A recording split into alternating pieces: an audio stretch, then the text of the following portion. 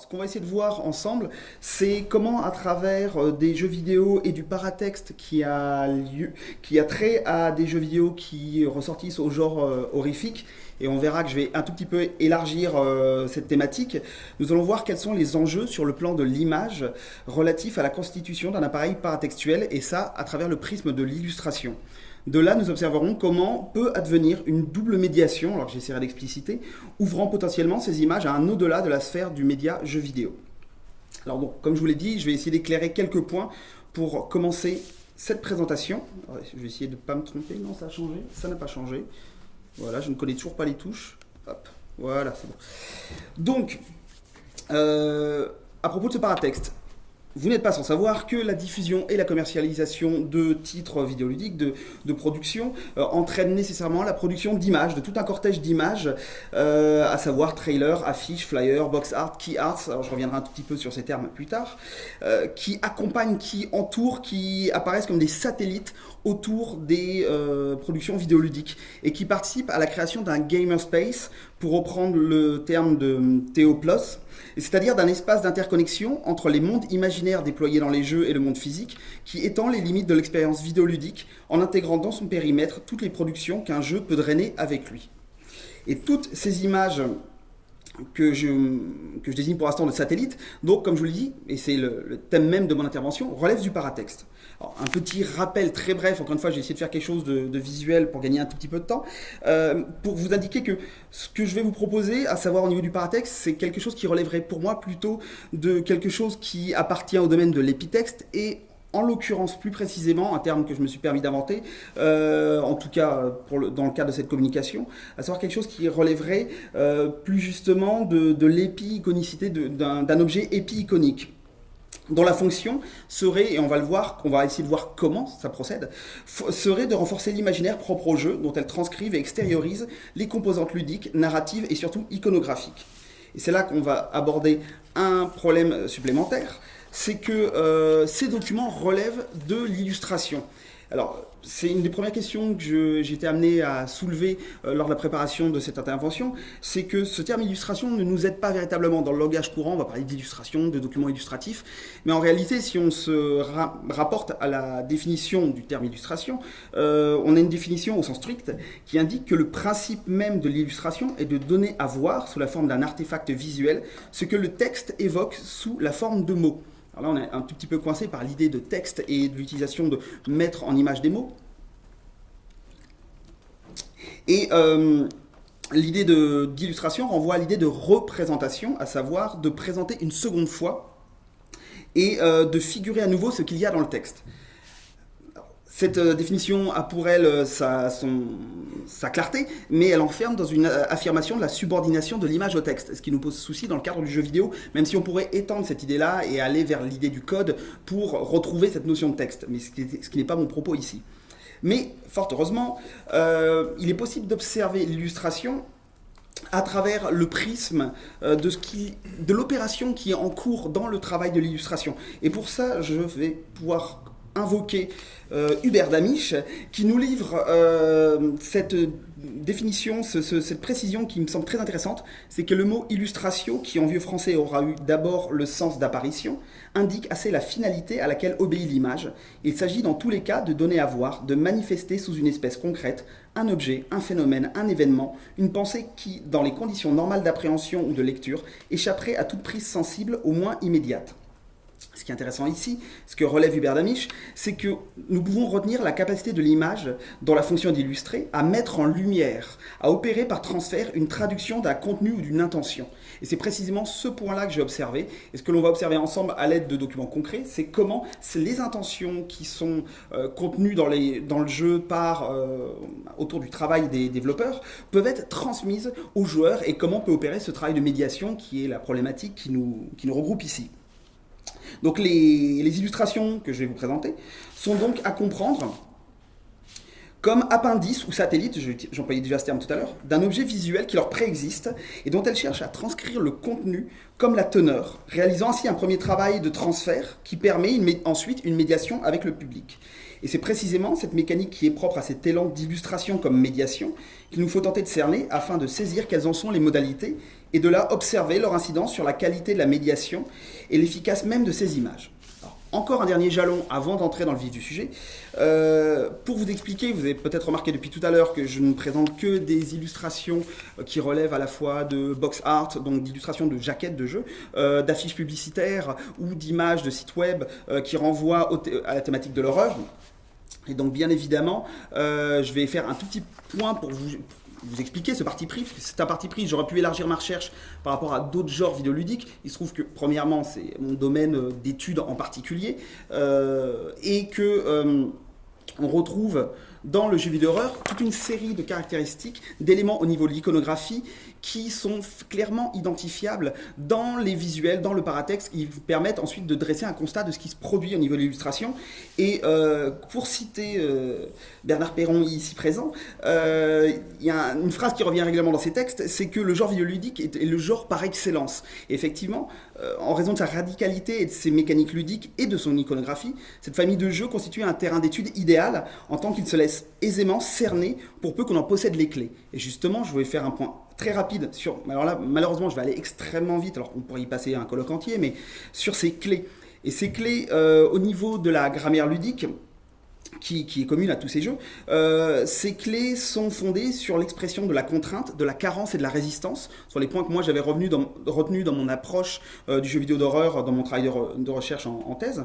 Et par ailleurs, à ces exigences ludiques s'associe une pratique de la mise en scène qui vise à provoquer suspense, choc et horreur, là je reprends la formule de Kirkland, par l'émergence d'affects négatifs extrêmes, de l'angoisse à la peur. Cette intention est renforcée par l'utilisation de cadres diégétiques relevant d'un gothique ludique, alors, cette fois-ci j'emprunte l'expression à Laurie Taylor, qui procède d'un élargissement du gothique littéraire et fait appel à une iconographie qui est très référencée.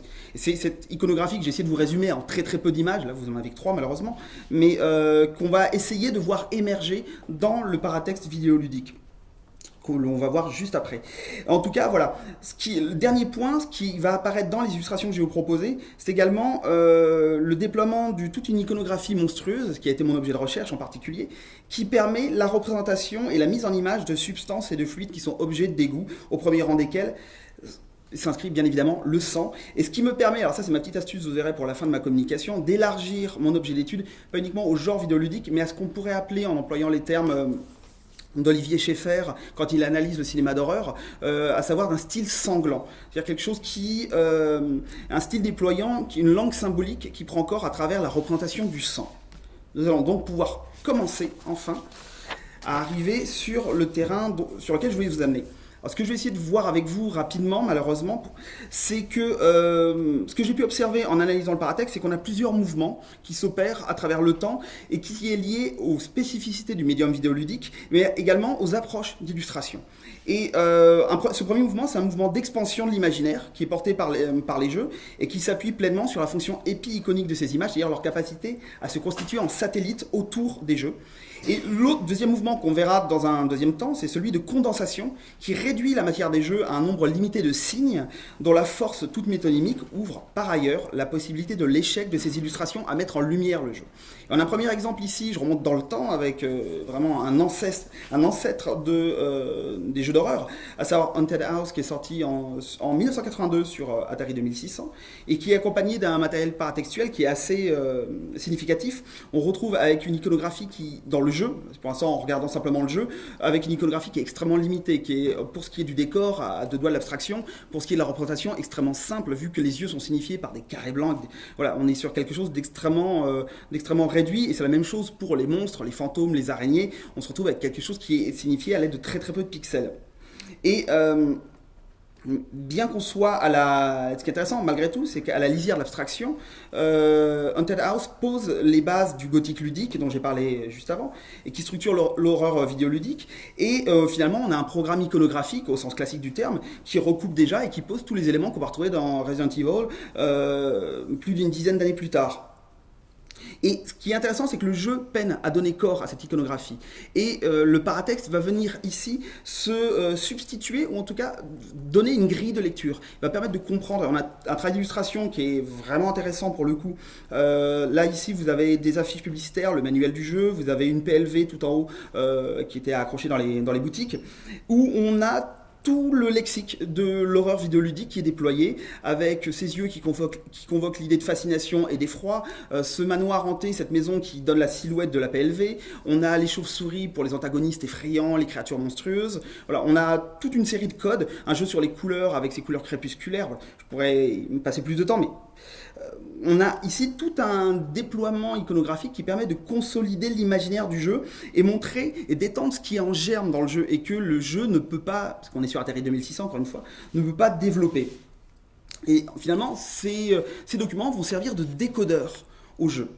Et ici, on a des objets paratextuels qui posent les briques fondamentales de l'expérience horrifique, iconographie effrayante et monstrueuse, plongée dans l'obscurité, lieu d'enfermement, nécessité de l'évasion, mise en danger comme pratique ludique, etc. Donc l'illustration permet de saisir élément par élément les constituants même du genre. Et ici, on a un mouvement qui est imprimé par l'illustration en tant qu'elle est médiation, qui permet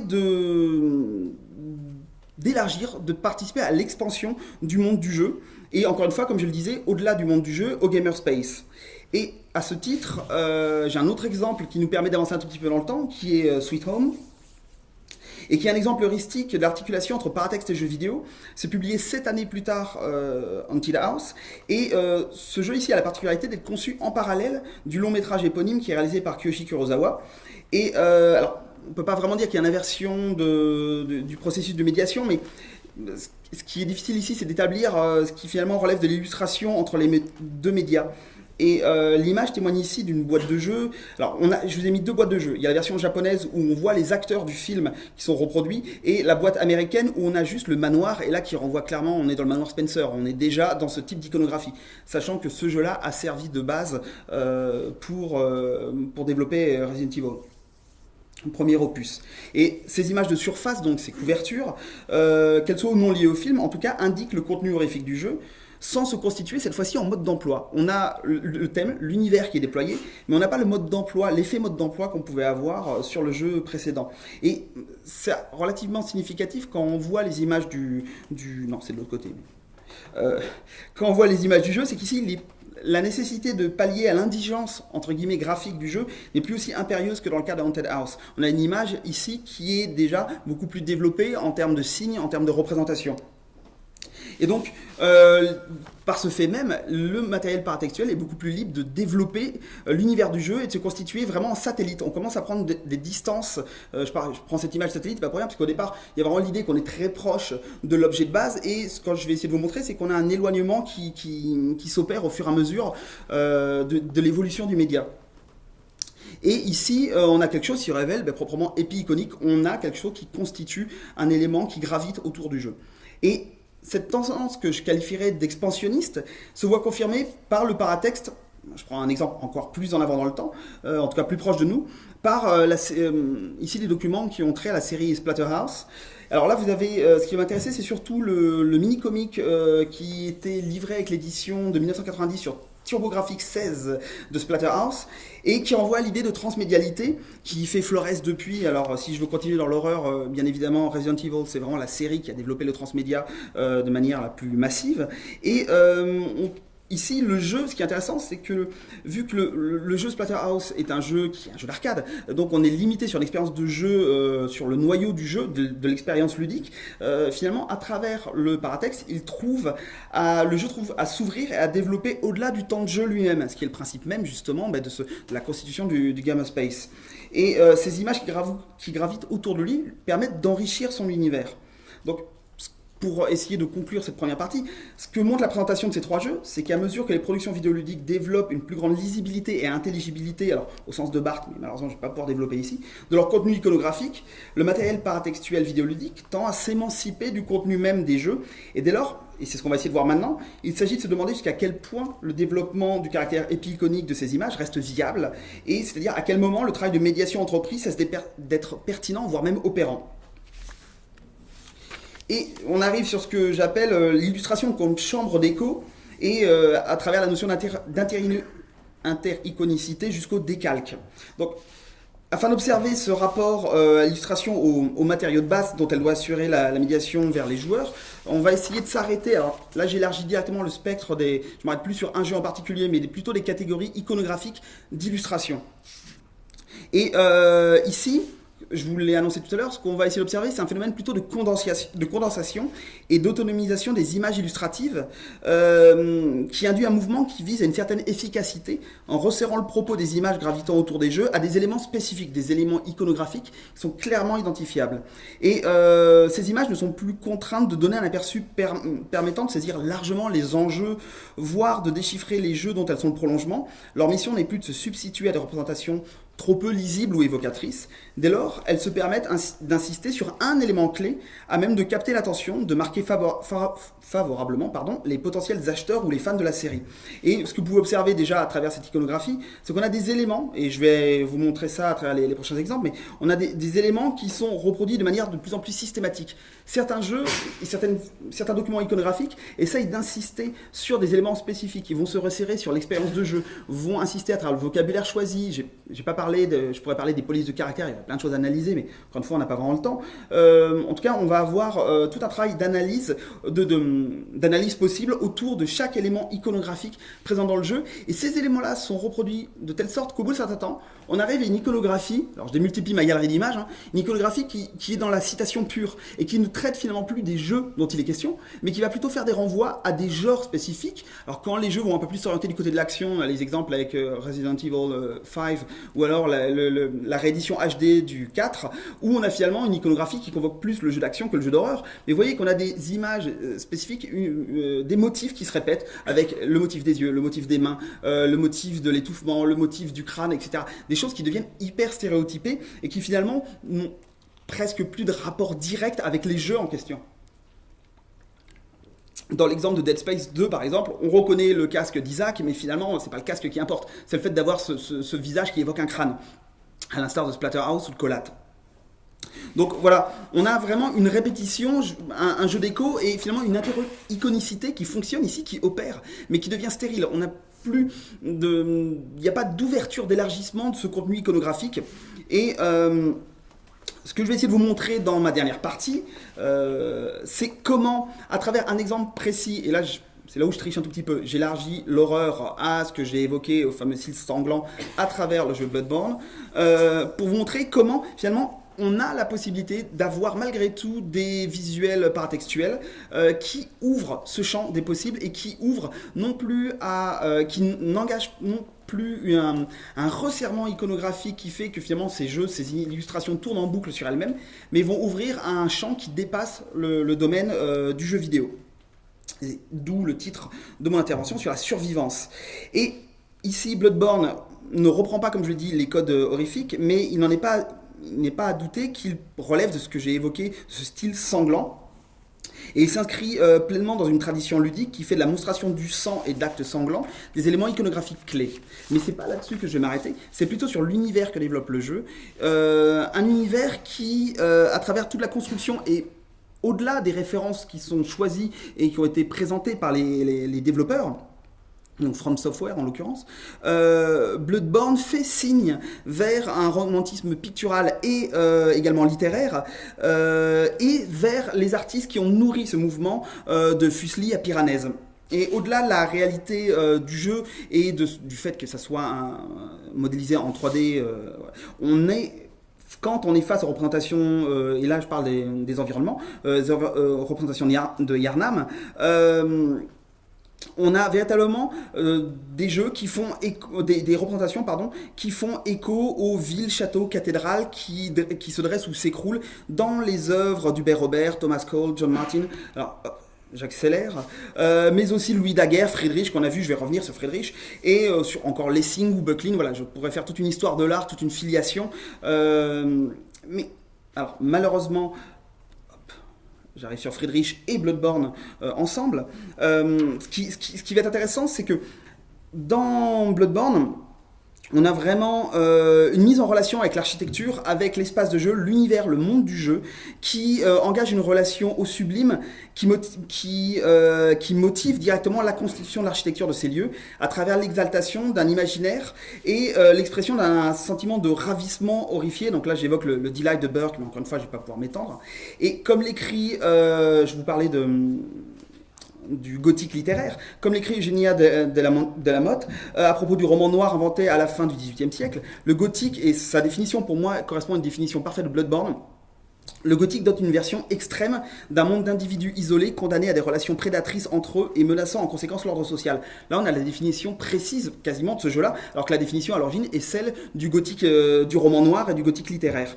Et ça, tout ce cahier des charges que malheureusement j'ai survolé, est directement, pour moi, à mes yeux, induit par le key art, donc l'image qui sert de référence visuelle pour les objets promotionnels, le key art de Bloodborne. Et il y a un indice qui me paraît intéressant là-dessus, c'est que, à l'exception d'une publicité japonaise qui s'éloigne de ça, où on voit le premier boss avec passé en fond et un joueur devant avec sa capuche rouge qui ressemble au petit chaperon rouge, où on a un autre code, une autre référence qui s'installe, on a quasiment tout le temps ce key art qui est présent sur tous les documents. Et contrairement à d'autres jeux, on va avoir une multiplication du paratexte. Là, on a quasiment tout le temps ce même document qui revient. Je vous l'ai mis en entier avec des détails. Alors, ce document, j'aurais voulu vous faire une analyse plastique pour en reparler plus tard, mais malheureusement, je ne vais pas avoir le temps. Et je vais me focaliser sur un seul élément, qui est celui du personnage. Et ce personnage, placé de dos face à ce paysage qui nous... Encore une fois, je pourrais faire toute une démonstration autour de l'ouverture de la perspective, le rapport du personnage à l'espace. Ce personnage convoque directement, au-delà du clin d'œil, au-delà de la simple référence, convoque une figure iconographique qui est celle de la... Rückenfigur qu'on retrouve chez Friedrich, donc la figure de dos, et qui est un élément clé dans le rapport à l'individualité et à la subjectivité dans le romantisme, en l'occurrence romantisme allemand, qui va être réintroduit dans la peinture par Friedrich, même si c'est une figure qui existait avant dans la peinture de paysage allemande, déjà dès le 17 et 18e siècle. Friedrich ne l'a pas inventé, mais il l'a réinjecté dans la peinture romantique. Et cette capacité à aller au-delà d'un simple jeu de référence ou même d'imitation, témoigne de l'adoption d'un modèle d'expression pathétique, d'une formule visuelle à même de signifier la puissante charge affective de cette représentation, et à travers elle, celle manifestée par le jeu lui-même. Ce qui se joue à travers la réactivation de cette posture friedrichienne, c'est le déploiement sous le mode de la rémanence d'une formule de pathos, donc pathos formel, j'emprunte ça à Aby Warburg, c'est-à-dire la représentation d'un conflit interne exacerbé, fixé dans la forme et qui témoigne de l'indissoluble intrication d'une charge émotive et d'une formule iconographique. Cette formule du pathos, et j'en ai bientôt fini, qui s'ancre nettement dans le programme romantique mis en œuvre par Friedrich, témoigne d'une survivance au sens du Narleben warburgien, j'y reviens, mouvement anachronique s'exprimant par hantise, transmission des images, on évoquait l'iconologie déjà hier, se faisant par sédimentation, nœud et retour, et qui exprime l'arrière-fond effrayant de toute beauté. J'emprunte des formules ici à Didier Huberman. À travers les tensions encloses dans cette figure, et par la relation qu'elle entretient à son environnement iconographique, que je n'ai malheureusement pas eu le temps de développer ici, l'image apparaît en tant qu'elle est une structure cinématique, c'est-à-dire qui induit un mouvement. Elle témoigne d'un mouvement, d'une intensification découlant de la démesure que le jeu exprime à travers la combinaison de ses cadres diégétiques, iconographiques et expérientiels. En se faisant l'expression du Narleben, cette image, donc la survivance, confirme la possibilité de la mise en œuvre d'une double médiation, c'est là où je voulais en venir. Elle est l'illustration au sens strict, en tant qu'elle met au jour le contenu de Bloodborne, en indique la teneur en opérant un condensé iconographique qui témoigne de son style gothique, tout en livrant suffisamment d'indices pour rendre sensibles les tensions ludiques qui la motivent. Et en outre, ce key art ouvre, et par là ouvre le genre lui-même, à un au-delà de la sphère médiatique vidéoludique en l'inscrivant dans une histoire des images, s'écrivant au gré de survivance fantomale. J'emprunte encore une fois la formule à Didier Huberman. Et j'en conclus. À travers cette analyse, je vous ai mis les 3 temps que je vous ai proposés, il nous est donné de voir que les éléments épi-iconiques ne sont pas condamnés au double mouvement d'expansion et de condensation que nous avons observé dans le premier temps de l'analyse. Dans un cas comme dans l'autre, ces dynamiques sont uniquement centrées sur l'objet qu'il s'agit d'illustrer, pour en développer le contenu et la lisibilité, ou pour s'autonomiser et ne rendre saillant qu'un seul de ces aspects quand le jeu vidéo en question n'est pas dans l'obligation de faire la démonstration de son appartenance à un genre vidéoludique, ni même de rendre compte compréhensible de son contenu. Ce faisant, par le prisme d'une interréconicité faible, que j'évoquais tout à l'heure, en tant qu'elle ne me permet pas de tisser des réseaux de sens conséquents, la médiation qui en découle peut alors sembler réductible à des stratégies de communication ou de marketing. Dès lors, la proposition faite via le Kiard de Bloodborne paraît d'autant plus importante. Elle offre le terrain d'une médiation à destination des joueurs et des joueuses, se faisant à la fois du jeu à l'image et de l'image aux images.